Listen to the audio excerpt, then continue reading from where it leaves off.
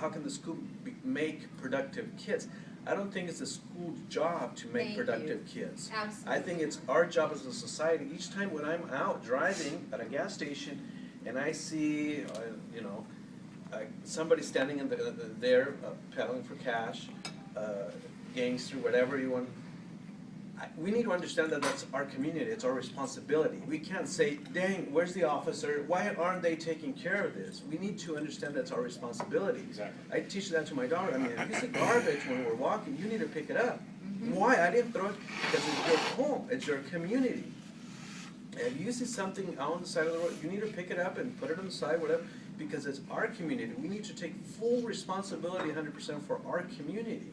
And as adults, we need to be influenced that. And I think there should be more programs that focus on unfortunately, we have to educate so much adults right now so that we can influence kids. And there's all kinds of programs to tackle the crime, but what are we doing to feed the adults, the group that does want to have a positive impact on kids and are doing and are taking the time to want to do something positive. Can I just respond to one point of your question? And again, just for clarification purposes, I never said this was the school's problem. I never said the schools are responsible for raising our kids or the schools are responsible for making them productive citizens. I totally agree with what you said, which is kind of what the underlying theme was. This is a community-based problem. Right. I'm only focusing in on the schools right now. Right. Okay. And I think that it's very important, and again, when we go back to, it's not a schools-based problem, it's a communication, community-based problem. Are the schools communicating with the parents effectively so that if there are problems that are taking place in the school, do the parents know, and vice versa? Because what I've seen in the past is that a child may have some problems going on at school or at home, one or the other, and never the two will communicate with one another. So think about it from a child's perspective. You have some problems going on at school, you leave, you go home, it's a clean slate. There is no consequence, there is no follow-up, there is no carryover to what's going on.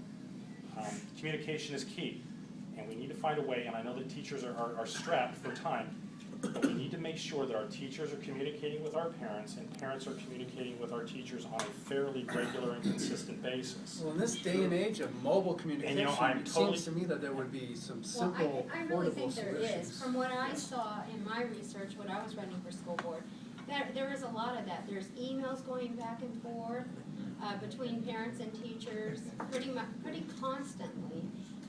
They're sending home packets, and with those packets, parents are to sign now for assignments. I mean, I think there's a lot of that. So I'm not sure that is the problem. I think we have deeper problems. And we may, and I'm not minimizing, we do. Like I said, this is a huge societal issue. I don't want to go too far into that. Right. You know, I don't want to go into the guns on To get back campus. to what this gentleman said here, I so agree with you. I honestly wish someone like you, a parent like you, would run, because as much as background is this and helps with that in our education, you know, there are deeper issues. Again, for example, when you brought up, JP, earlier, the Love Modesto, I'm thinking, I saw that in the beginning and I thought, what on earth is it? Well, then when I saw what it was, I'm like, oh, but I'm like you. I and my children have been taught, and now I'm teaching my 3 grandchildren, when I go into a public restroom, I can pick up a few extra towels and scrub my hands a little more. When I go out on a walk, I naturally take, and have been for the last 20 years, a bag or something with me to pick up trash on my way. I mean, that's just what we ought to be doing as good people, good citizens. Why is it that we always have to have a program, a push, we have to have a babysitter? We need to learn to be self-governed. Yeah, I like that. It's good. Carolyn. Be patient. I used to be a teacher.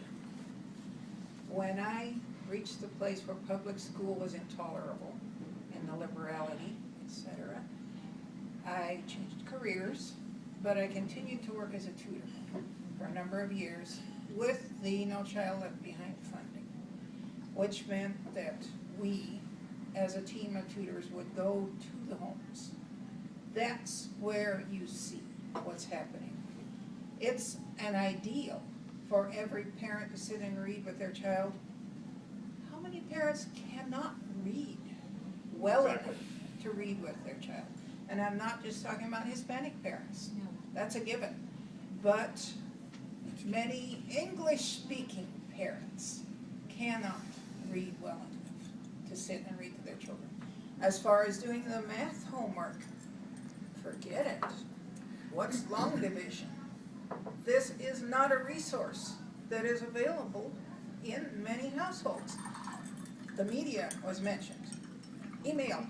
The assumption is made that every household uses a computer and has email. Not necessarily. So there again, these are part of the solution. The after-school programs, tutoring programs that they do have, they are in place. I would say, from the point of view of someone who's been in many homes, those programs are fantastic.